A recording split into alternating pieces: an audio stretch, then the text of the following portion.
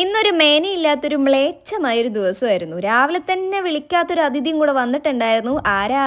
Periods. ഇന്ന് I am literally craving for some comfort food. Crave ചെയ്തിട്ട് കാര്യമില്ല, നമ്മൾ തന്നെ ഉണ്ടാക്കണം. So let's make my comfort food. ഇപ്പോഴത്തെ എന്റെ കംഫർട്ട് ഫുഡ് എന്താണെന്നറിയോ? ചോറും പൊട്ടറ്റോ ഫ്രൈയും ദഹി തട്കയും. ദഹി തട്ക എന്നൊക്കെ പറഞ്ഞു കഴിഞ്ഞാൽ മോര് കാച്ചിയത്. ഹിന്ദിക്കാരുടെ റെസിപ്പി കണ്ട് പഠിച്ചുകൊണ്ട് ഇനിയിപ്പം ഞാൻ അതിനെ അങ്ങനെയാണ് വിളിക്കാറുള്ളത്. ചോറ് ഞാൻ ഇൻഡക്ഷനിൽ വെക്കും, പക്ഷെ കറികളൊന്നും എനിക്ക് ഇൻഡക്ഷനിൽ ഇപ്പോഴും വെക്കാൻ അറിയില്ല. ഈ കോട്ട എന്താ സംഭവം എന്നറിയോ? ഞാൻ ഏറ്റവും കൂടുതൽ ഈ അടുക്കളയിൽ നിൽക്കുന്ന ടൈമിലാണ് കമന്റ് ബോക്സ് ഒക്കെ വായിക്കാറുള്ളത്. അതിൽ വല്ലവിടെ ഒരു നെഗറ്റീവ് കമന്റ് കണ്ടു കഴിഞ്ഞാൽ പിന്നെ എനിക്ക് ഭയങ്കര ഫ്രസ്ട്രേഷൻ തുടങ്ങും. ആ ഫ്രസ്ട്രേഷൻ വരുന്ന ടൈമിൽ നോക്കാൻ വേണ്ടി എഴുതി വെച്ചിരിക്കുന്ന ചില ഊച്ചാളികളുണ്ട്. എല്ലാ വീഡിയോ കാണുകയും ചെയ്യും, എല്ലാത്തിലും നെഗറ്റീവ് കമന്റ് ഇടുകയും ചെയ്യും. ഞാനായാലും നിങ്ങളായാലും അങ്ങനെയുള്ള ഊച്ചാളികളെ കാണുമ്പോൾ വായിക്കേണ്ട കോട്ടാണ് അത്. കത്തി കണ്ട് ആരും ഞെട്ടണ്ട, എനിക്കൊരു കത്തി കളക്ഷൻ തന്നെ ഉണ്ട്. എല്ലാം 3 സെറ്റാണ്. ലിങ്ക് ഇവിടെ കൊടുക്കും. എന്തിന് ക്ഷാമം വന്നാലും ഈ വീട്ടിൽ കത്തിക്ക് മാത്രം ഒരു ക്ഷാമം ഉണ്ടാവില്ല. കത്തികൾ ഇത്രയുണ്ടെന്ന് പറഞ്ഞിട്ട് എന്താ കാര്യം? കട്ട് ചെയ്യാനായിട്ട് ഞാൻ യൂസ് ചെയ്യാറുള്ളത് ഇത് തന്നെയാണ്. ഉപ്പേരിക്കും ഫ്രൈ ചെയ്യാനും അങ്ങനെ വെജിറ്റബിൾസ് പല പല രീതിയിൽ അറിയാൻ പറ്റും. കണ്ടില്ലേ, എളുപ്പത്തിൽ കാര്യം കഴിയും. വലിയ വലിയ പീസായിട്ടും ചെറിയ ചെറിയ പീസായിട്ടും ഗ്രേറ്റ് ചെയ്തും സ്ലൈസ് ചെയ്തും അങ്ങനെ പല പല രീതിയിൽ അറിയാൻ പറ്റും. ഇഷ്ടംപോലെ അറ്റാച്ച്മെന്റ്സും ഉണ്ട്.